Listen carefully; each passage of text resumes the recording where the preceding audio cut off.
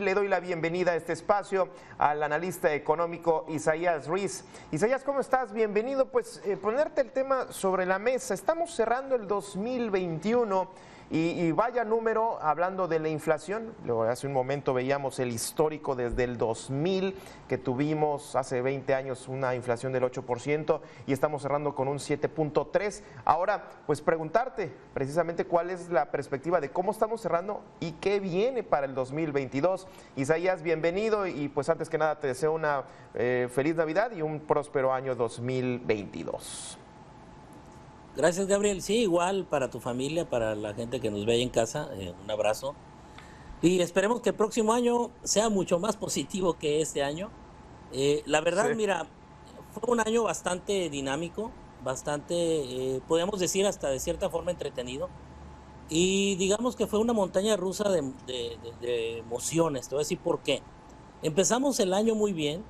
Los primeros 2 trimestres, tú recordarás, los indicadores de reactivación económica eran muy positivos, muy positivos. Todo parecía que iba viento en popa y a mitad de viaje, a mitad de año, empezamos a ver una desaceleración y una complicación. Si me lo permites, explico de manera muy rápida cómo es que llegamos a estos niveles de inflación que hay que aclarar allá en casa. Son niveles de inflación que no solo imperan en México, sino están a nivel global. Tenemos que ser claros con esta parte. La inflación lleva un gran componente externo. Así que bueno, ¿a qué se derivó todo esto? Concretamente te lo voy a comentar. Lo primero que tuvimos fue una crisis, no sé si recuerdas tú, en la cadena de suministros, Sí. precisamente que tiene que ver con los contenedores. Recordemos que el año pasado, estoy hablando del 2020, estuvimos detenidos, se detuvo todas las operaciones, los gobiernos no sabían qué hacer con la pandemia. Lo que terminamos es confinando a todo el mundo, deteniendo la producción y obviamente se detiene también la demanda agregada o lo que la gente va y demanda al mercado. Por lo tanto, la oferta también, digamos, disminuye porque la cantidad que se demanda es menor porque la gente no se mueve, no está viajando y obviamente no está saliendo a consumir. De repente este año arrancamos muy positivos, la actividad económica volvió, digamos, a acelerarse. Empezamos a ver que todo parecía que se recobraba poco a poco, pero de repente le empezamos a exigir a una crisis, digo, a un aparato productivo de más. Estamos, de hecho, exigiendo nosotros, por un lado, precisamente mayor producción y una exigencia a la cadena de Ya. suministro del 25%. O sea, imagínate, fíjate qué tan fuerte fue esto de exigirle más al mercado y obviamente a esta cadena que suministra los recursos, que los precios de los contenedores, Gabriel, subieron 10 veces su valor en este año. Eso te indica a ti Impagable. que ese costo de movimiento, bueno, de alguna manera también se ve reflejado en los precios de los productos. Claro, lo tienen que absorber. Exacto, exacto. Y por otro lado tenemos también que los stocks a nivel internacional, bueno, son sobreexigidos para precisamente cubrir esa demanda que ahora tenemos. Digamos, un margen de mercado que no ha sido cubierto y entonces viene la sobreproducción y se genera un segundo cuello de botella que tiene que ver con la producción de los propios suministros. Entonces tenemos dos, uno es la producción y otra tiene que ver con lo que viene siendo la cadena o la logística de suministro, que se ha visto en los últimos meses por la aparición de las variantes, tanto la Delta como la de ahorita, que es la Omicron, que nos tiene a nosotros detenidos y que los países, la mayoría de los países europeos no quieren volver a detener la economía, sabemos los costos de eso, pero de alguna manera estamos metiendo ciertos requerimientos sanitarios que también van frenando y complican aún más una tercera crisis que vemos ahí, que es la crisis Ya. inflacionaria que estamos viviendo. Entonces imagínate, Justamente ahorita esta lo crisis comentabas, inflacionaria, Isaías. Sí, ahorita lo sí, dime. comentabas. Esa figura que hacías de montaña rusa, me imaginé los indicadores de pronto de la economía de cómo suben y cómo bajan, cómo suben y cómo bajan. Y ese 2021 me parece que es algo muy gráfico, ¿no? Sí, es muy gráfico. En realidad eso lo vivimos, y lo estuvimos comentando a lo largo del año.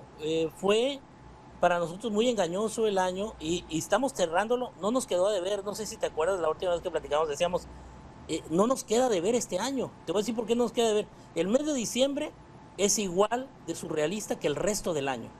Lo estamos cerrando igual con esta variante.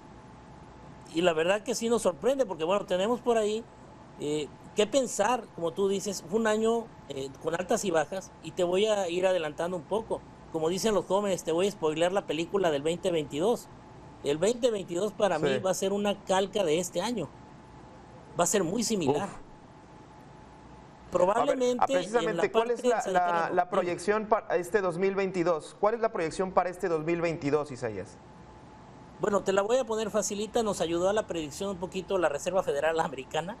Ya avisó que va a subir, que tiene calculado mínimo 3 altas en las tasas de interés, ellos. Y van a retirar los estímulos. ¿Por qué? Porque lo que está provocando la inflación a nivel internacional es un exceso de liquidez. Como la gente no salía, como la gente no consumía, lo que hicieron los gobiernos fue inyectar más dinero para que la gente desde casa pudiera consumir, lo que generó tasas de ahorro muy altas, pero la gente no se gastó ese dinero en ese momento. Este año empezó a gastarlo y por eso tenemos esa, digamos, sobredemanda de productos que ha llevado a la crisis de los contenedores, a la crisis de suministro e incrementar los precios por un lado, y por otro lado, algo que llamamos nosotros en economía exceso de liquidez, que no es otra cosa que un exceso de dinero en las economías que no es quemado rápidamente porque, uno, el aparato productivo no logra cubrir la demanda, y dos, los cuellos de botella que se originan precisamente en la propia cadena de suministro, lo que genera un incremento en los Ya. precios aún mayor, que es lo que estamos viviendo.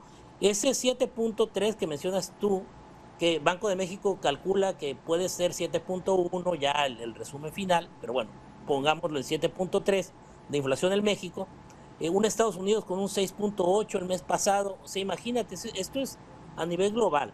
No estamos tan mal como otros países que coquetean con el 50%. Hablamos de Argentina, ya saben ustedes, hay varios países por ahí que nos muestran gráficamente lo que es una inflación que se está, digamos, yendo de más.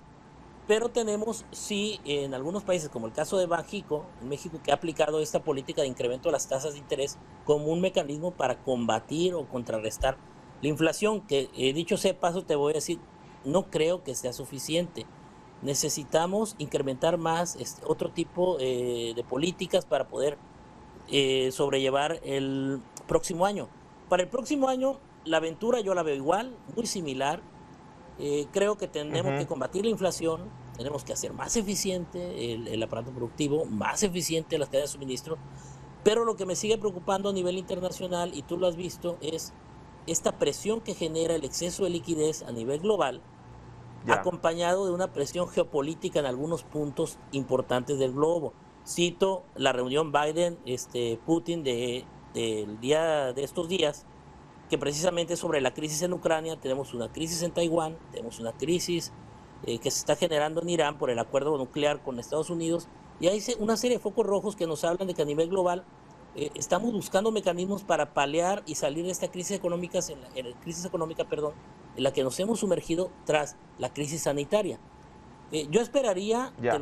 te soy honesto, y más un buen deseo que otra cosa, que Omicron signifique el fin, digamos, de la pandemia, porque al parecer, hasta Sí. donde se sabe, es una cepa menos agresiva. Sí, sí, sí, sí. Entonces, por ahí lo Parece vería ser yo, que ¿eh? tiende a sustituir a la variante Delta. Oye, ahorita comentabas sobre políticas, implementación de políticas públicas, y hace un momento Juan María Naveja bueno, recordaba que hoy termina el encargo de Díaz de León al frente del Banco de México. ¿Verías tú en el nuevo nombramiento del Banco de México una sacudida, además de todo lo que estamos viendo y todo lo que pones en la mesa en tema internacional y esos roces bélicos que puedan llegar a tener las naciones del otro lado del mundo y que parecería que no nos afectan, pero de pronto si le ponemos un cambio en la política local, bueno, local doméstica en México al nuevo nombramiento del Banco de México, también podría significar una sacudida, Isaías? Puede serlo, Gabriel, sí y solo sí, y en esto tengo que ser claro, se quiere tropicalizar el asunto como lo quiere hacer López Obrador. Si la nueva gobernadora del Banco de México se aplica como lo dijo en su discurso, que me agradó, que dice, voy a combatir la inflación en la cuestión de los precios, porque es lo que tiene que hacer quien está frente al Banco de México, Claro. porque el presidente le quiere enjaretar el desarrollo económico a un organismo autónomo que no se dedica a eso. es ese control monetario, es la política monetaria la que maneja el Banco de México. La parte de desarrollo económico la tiene que trabajar con Hacienda y la tiene que trabajar con las otras secretarías dedicadas precisamente al desarrollo en las zonas, ya sea en lo rural, en el sector, digamos, de pesca. Creo yo que la estrategia de la política pública tiene que ser orientada a que cada quien tiene que hacer lo que tiene que hacer y bien, pero sobre todo Sí, aprovechar, digamos, estos pequeños nichos de oportunidad que nos brinda el propio entorno. ¿A qué me refiero?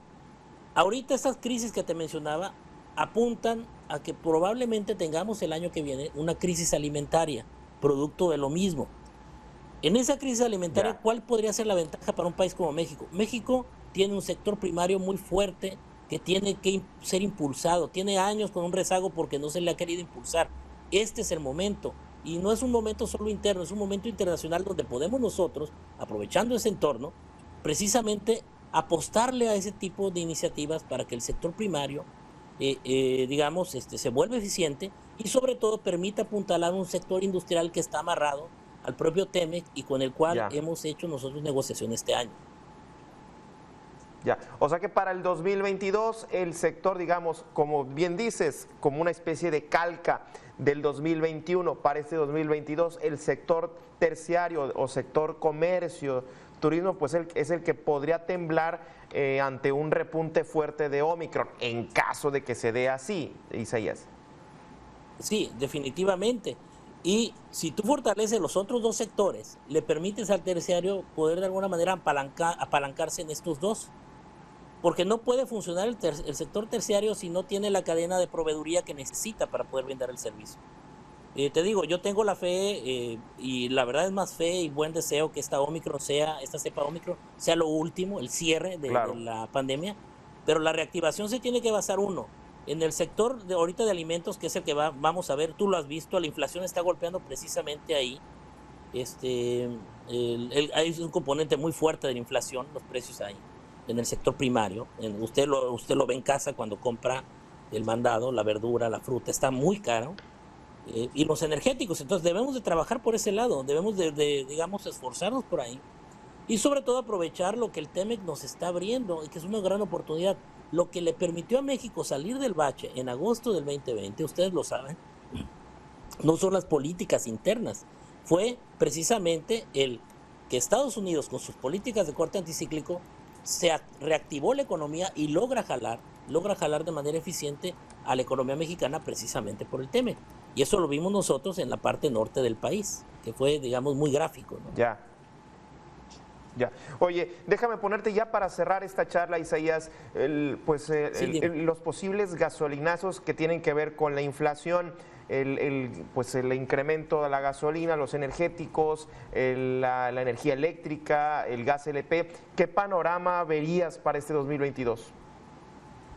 Tenemos que ser claros, muy claros en ese asunto y honestos, muy honestos con la gente que nos ve en casa. Ahí sí no hay un factor externo.